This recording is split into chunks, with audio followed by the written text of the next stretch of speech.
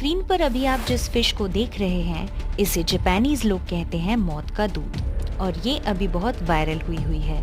पता है क्यों? इस फिश का नाम है ओवरफिश। इसे हाल ही में मेक्सिको के बीच में देखा गया है और ये जब जब बीचेस में दिखती है दुनिया में कोई न कोई तबाही आती है, चाहे वो 1994 का अर्थक्वेक कह लें या 2003 के अर्थक्वेक का या 2011 के अर्थक्वेक का।